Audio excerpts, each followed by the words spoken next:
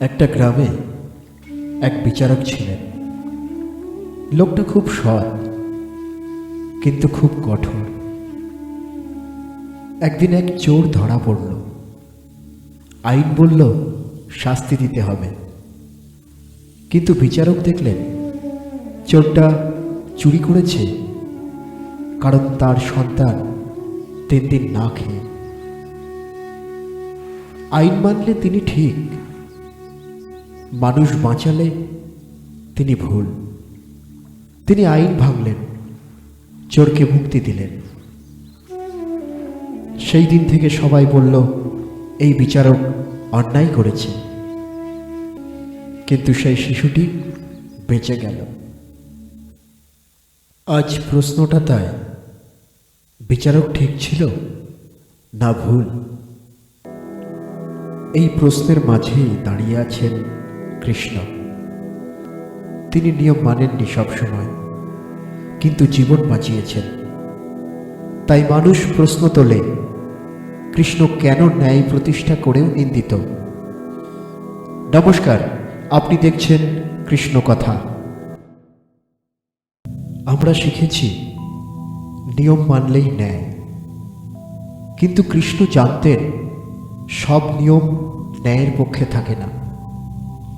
যখন নিয়ম দাঁড়িয়ে থাকে শক্তিশালীর পাশে আর দুর্বল কাঁদে, তখন নিয়ম ভাঙাই ন্যায়।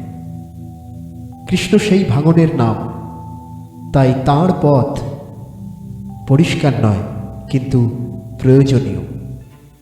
ভীষ্ম ছিলেন মহান, দ্রোণ ছিলেন গুরু, কর্ণ ছিলেন দানবীর। কৃষ্ণ কাউকে ছোট করেননি। তিনি শুধু একটাই প্রশ্ন করেছিলেন, অন্যায় যখন হচ্ছিল তখন তুমি চুপ ছিলে কেন? এই প্রশ্নের উত্তর দেওয়া কঠিন, তাই কৃষ্ণকে দোষ দেওয়া সহজ।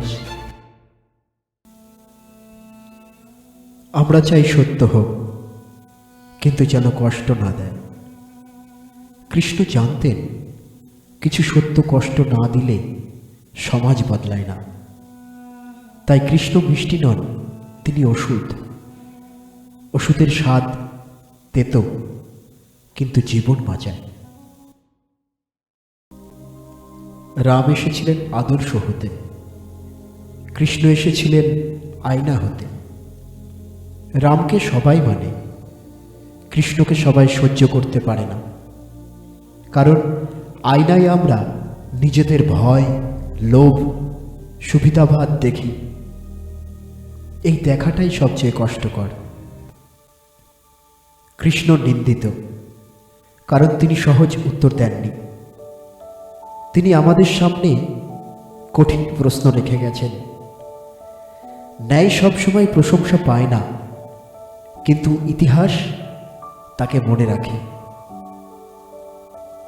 এটা উপদেশ নয়, এটা প্রশ্ন। কৃষ্ণ কথা জীবনের সঙ্গে।